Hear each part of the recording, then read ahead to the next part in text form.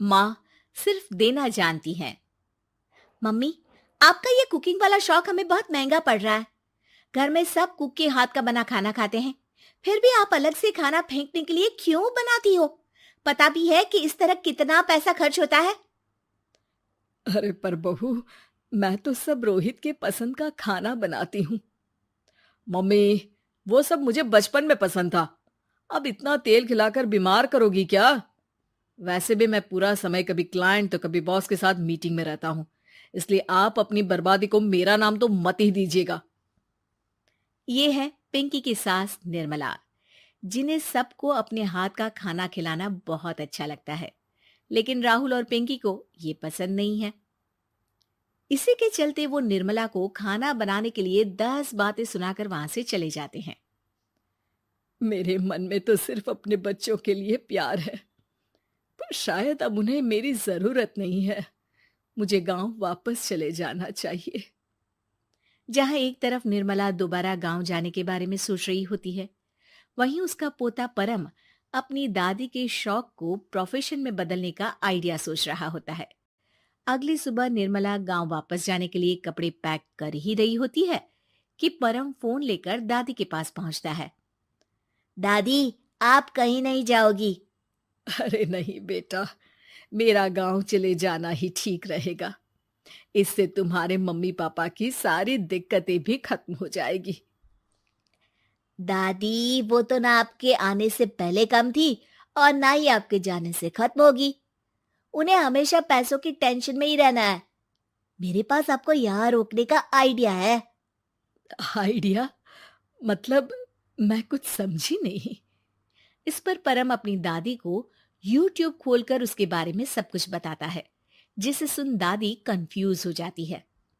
अरे बच्चे, तूने इस बुढ़िया के बारे में इतना सोचा, वही बहुत बड़ी बात है। देख, मुझे ये सब समझ में नहीं आता।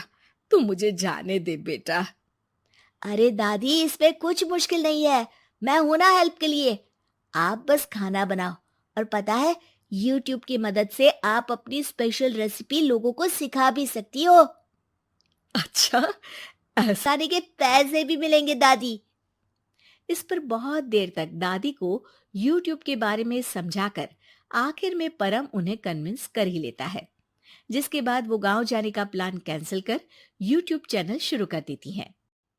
हमने ये शुरू तो कर दिया, पर इससे कहीं रोहित और पिंकी को दिक्कत ना हो बेटा। दादी, वो आपके बारे में नहीं सोचते तो आप क्यों उनके बारे में इतना सोच रही हो? इसके बाद दादी पोता मिलकर खाने की वीडियो और साथ ही उनके ट्यूटोरियल की वीडियो बनाकर उन्हें यूट्यूब चैनल पर अपलोड करने लगते हैं।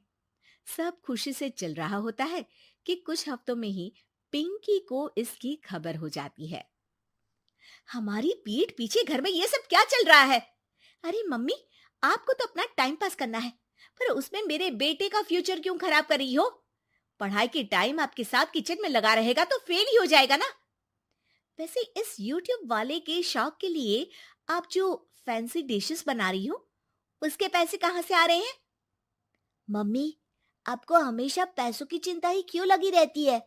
और रही बात मेरी पढ़ाई की, तो आपसे ज्यादा दादी को उसकी चिंता है।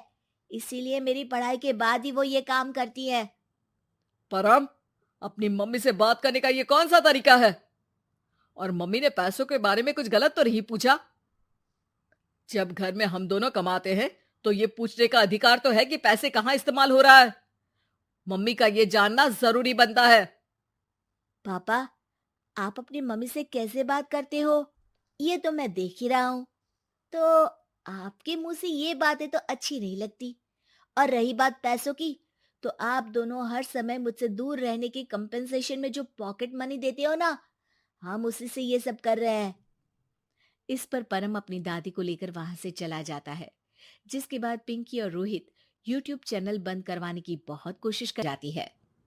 हम इतनी मेहनत करते हैं, फिर भी आज तक मैं तेरा 1 रुपया भी वापस नहीं कर पाई।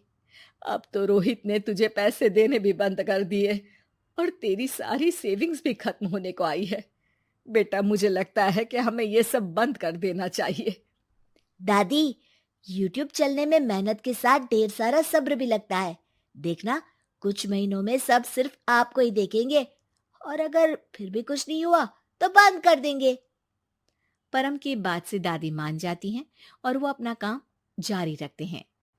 अगले ही महीने पूरी दुनिया में लॉकडाउन लग जाता है, जिसमें सब घर में तो बंद हो जाते हैं, लेकिन साथ ही पिंकी की जॉब चली जाती है और रोहित के ऑफिस में भी ज्यादा अच्छे हाल नहीं होते। लेकिन वहीं लॉकडाउन के असर में निर्मला के सब्सक्राइबर्स और व्यूज बढ़ने लगते हैं। देखा दादी, मैंने कहा था ना, एक दिन सब आपको ही देखेंगे। अब तो आप बस रोज एक वीडियो अपलोड करो और जादू देखो।